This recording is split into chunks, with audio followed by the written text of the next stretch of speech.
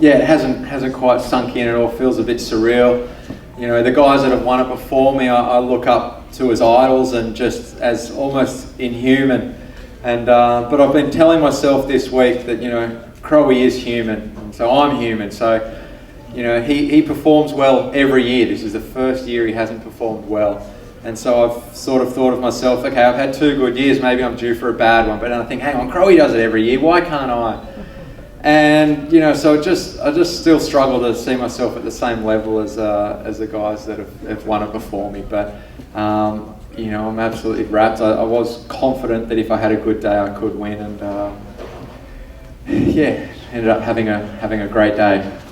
You know, I went away from last year thinking, look, I was only a few % off in my training and a few % off in my taper, and then tactically on race day it didn't work out for me. There was a gap I didn't see and things like that. I thought 5 minutes when I felt really bad, you know, I'm not too far off. I know I'm capable of it.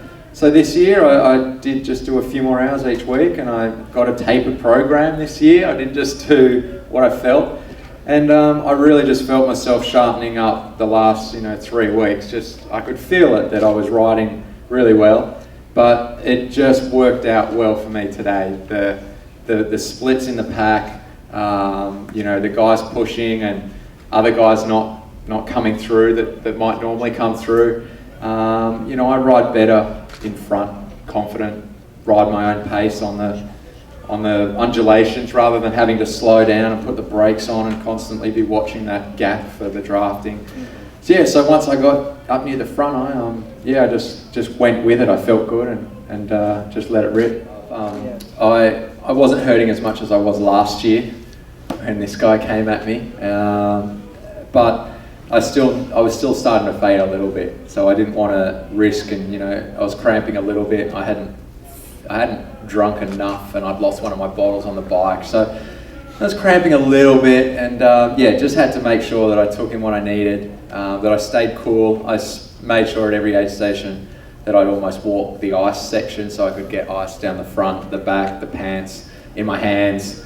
You just haven't got enough hands to grab enough cups, so that was important to me, to stay cool, feel comfortable and relaxed. And you know, I was really fortunate that Crowie, when he was running down as an energy lab, took the time out to sort of cross over to the middle of the road and tell me, relax, relax, relax.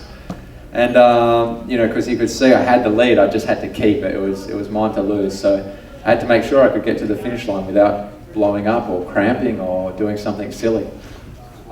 Yeah, once I hit the top of Palani, it was, okay, I've got this. I'm not cramping. I can shuffle in from here if I have to. I still had 4 or so minutes. So yeah, I really just wanted to enjoy it. And the crowd and the competitors were so enthusiastic with their cheering that, yeah, that really pumped me up. And then I, in return, pumped them back up. And yeah, just really wanted to, you know, exchange that energy with them and really take it all in, and you know, it might never happen again. So yeah, I was just super excited, obviously, to have been in front. You know, incredible day.